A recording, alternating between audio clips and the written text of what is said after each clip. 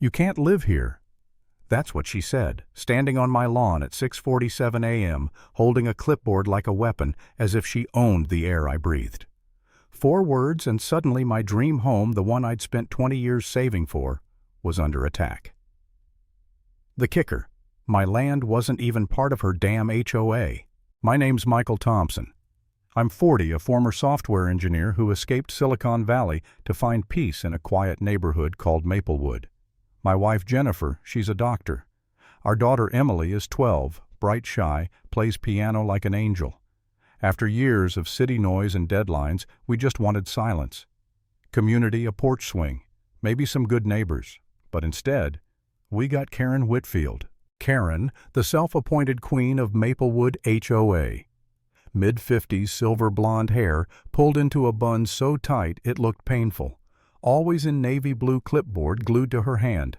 If God made her, he must have used a ruler and a rule book. That morning I was sipping coffee barefoot, feeling the dew on the grass when she marched over heels, stabbing the ground. "You can't live here," she repeated, eyes squinting like she was sniffing out a crime. I blinked, laughed, thought she was joking. "I bought this place, closed the deal 3 weeks ago." She jabbed a finger toward the boundary line. "This property falls under Maplewood HOA. You need to submit your residency approval." I pointed to the old stone marker that's been there since 1952.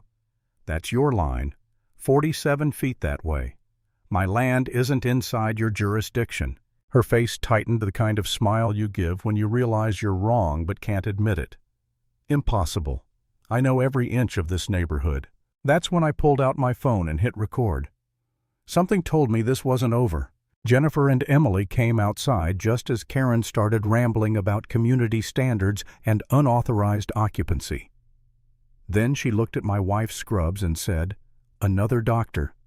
Great. Just what this neighborhood needs."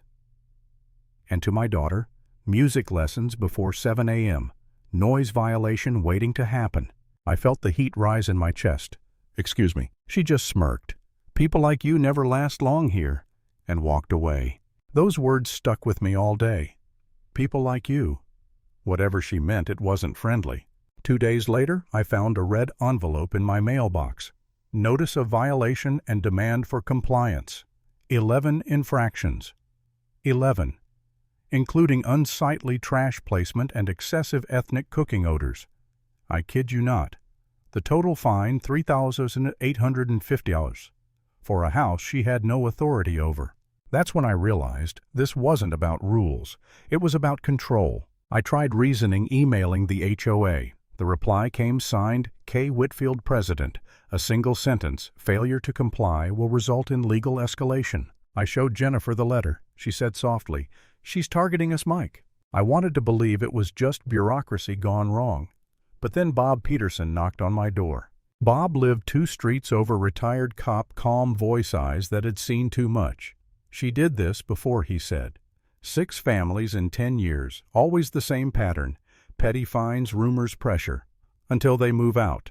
He handed me a flash drive. "You'll want to see this." Inside were scanned letters, complaint forms, even photos of other violations. It was a history of harassment, and every target was a minority family. That night I couldn't sleep. I sat at the kitchen table scrolling through files, each one heavier than the last. I thought about Emily's piano, Jennifer's smile when we moved in, how peaceful it felt just a month ago. And I wondered, maybe Karen's right. Maybe I made a mistake coming here. Maybe peace isn't for people like me. For a moment, I actually believed it. I stared at the HOA notice under the dim light, thinking about packing up, selling the house, disappearing quietly. Then I saw Bob's note taped to the USB. "Bullies win when good people get tired." That snapped something in me. I called a lawyer, Marcus Johnson, civil rights attorney, sharp as a blade. He looked over the documents and grinned. "This isn't just harassment," he said. "This is organized discrimination. A RICO-level case if we build it right." We started collecting evidence. I installed 8 security cameras around the property, synced them to cloud storage.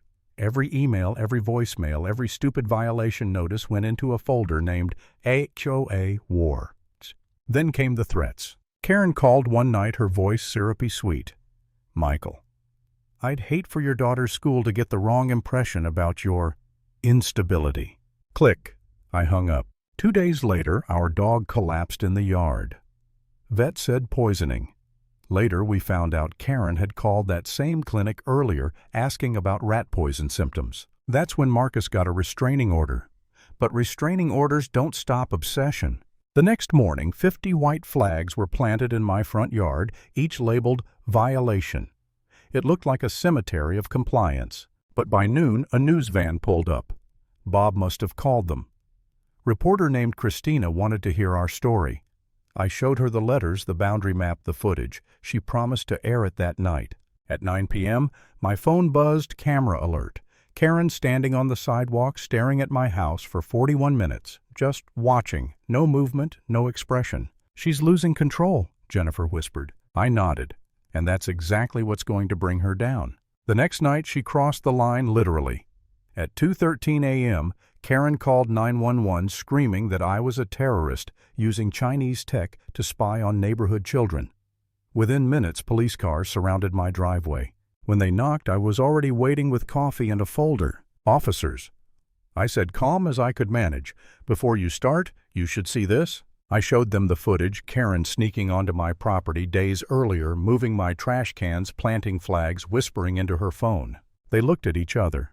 One asked, Sir, this is your property line, correct? I handed over the county survey, 47 feet clear of HOA authority. Just then, Karen appeared, wrapped in her robe, shouting, You're all in on it. People like him are destroying America. And then she shoved an officer. Click. Handcuffs. Silence. The dash cam captured everything. By morning, the clip hit YouTube. HOA Karen calls cops, gets arrested instead. 3 million views in 24 hours. Marcus filed a class action with 9 other families. Discrimination, fraud, harassment, emotional distress. At the trial, Karen looked smaller, still defiant, but her eyes flickered when Marcus played the compilation, her letters, her calls, the poisoned dog, the footage of her shouting slurs. When she took the stand, she tried to spin it. I was protecting property values. Marcus leaned in. From who, Mrs. Whitfield? Her voice cracked. From people who don't belong. The room froze. Even the judge went still. That was it, the moment everything unraveled. 3 hours later, the jury came back. Guilty. Full damages awarded. $3.3 million. HOA Maplewood dissolved by court order. Karen banned from serving on any residential board. They say justice is quiet, but that day it sounded like a deep exhale after holding your breath for too long. Karen's house went up for sale to pay the judgment. I drove past once, saw the sold sign, and a new family unloading boxes. Black couple, 2 kids, laughter echoing through the driveway. I didn't stop. I just smiled and kept driving. They asked me later what I learned from it all. And I said, some boundaries aren't measured in feet, but in the space between fear and courage.